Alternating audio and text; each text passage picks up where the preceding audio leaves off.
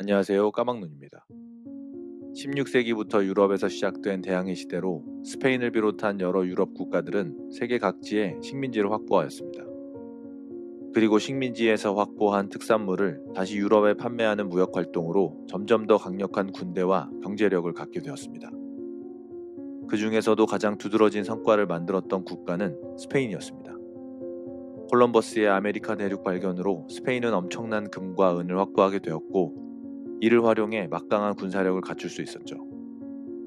그러나 지난 영상에서 살펴본 것처럼 스페인으로 유입된 막대한 금과 은은 급격한 인플레이션을 발생시켰고, 지속된 전쟁으로 스페인의 재정은 심각하게 악화되었습니다.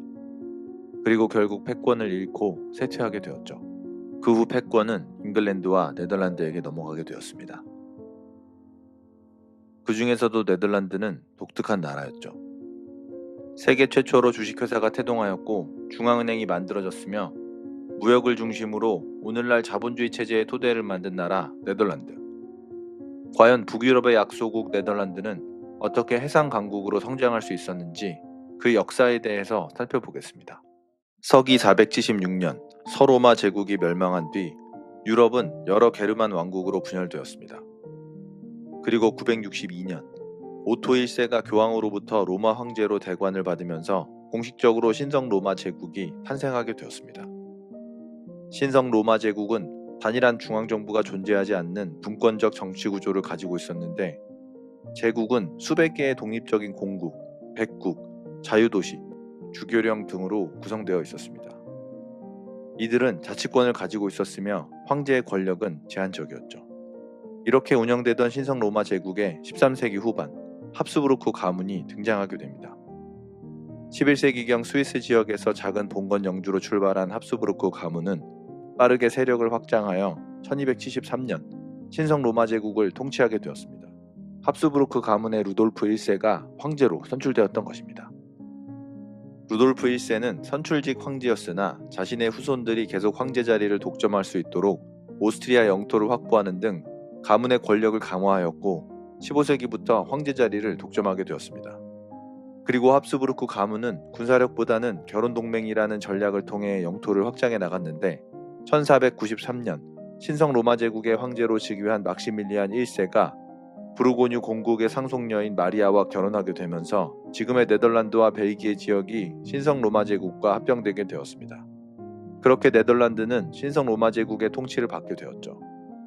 그리고 1519년 합스부르크 가문의 카를 5세가 신성 로마 제국의 황제가 되었는데, 카를 5세는 이미 스페인 왕으로 재위 중이었기 때문에 네덜란드는 신성 로마 제국과 스페인의 이중 지배를 받게 되는 상황에 놓이게 되었습니다. 그리고 카를 5세는 네덜란드를 17개 주로 나누어 통치하면서 비교적 자율성을 보장했습니다. 그리고 1555년 퇴위하면서 신성 로마 제국은 동생 페르디난트 1세에게 넘겼으며, 스페인과 네덜란드는 아들이었던 펠리페 2세에게 넘기게 되었습니다.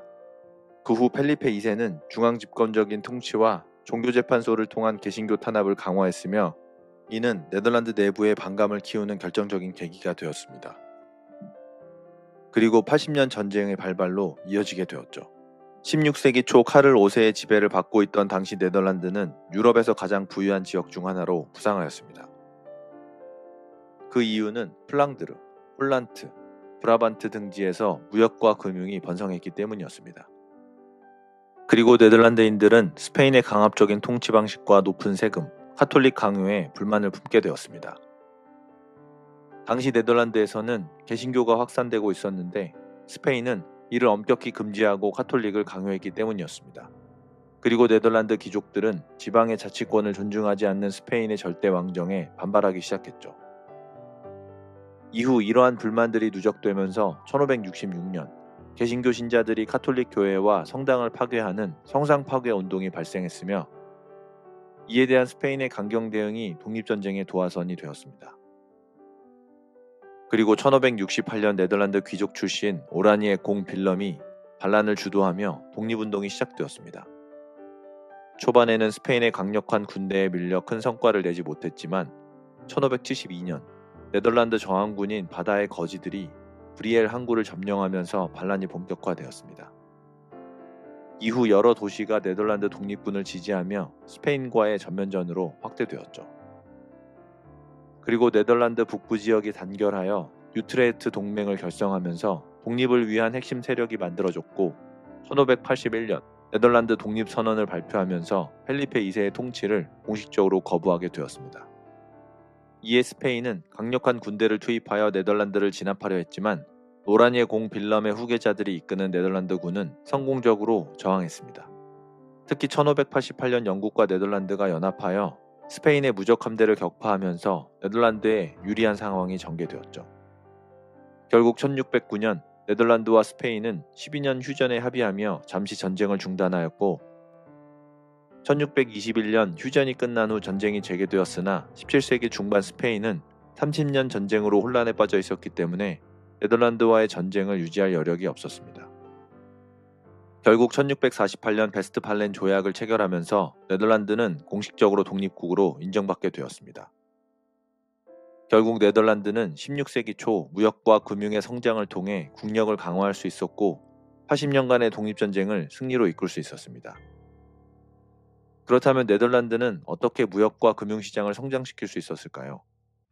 16세기 아메리카 대륙을 발견하면서 막대한 양의 금과 은을 확보할 수 있었던 스페인에서는 왜 금융시장이 태동하지 못하였을까요? 그 차이를 만든 것은 과연 무엇이었을까요? 그것은 바로 정치와 종교의 힘이라고 할 수 있을 것입니다.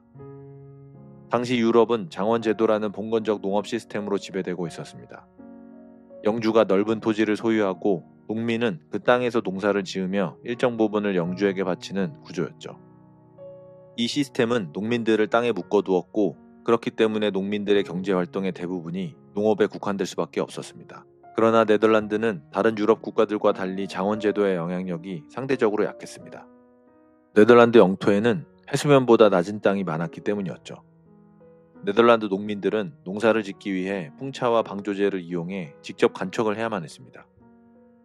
이 과정에서 많은 사람들이 협력해야만 했고 덕분에 공동체 중심의 평등한 문화가 자리 잡게 되었으며 영주 중심의 권력 구조가 강하게 뿌리내릴 수 없었습니다.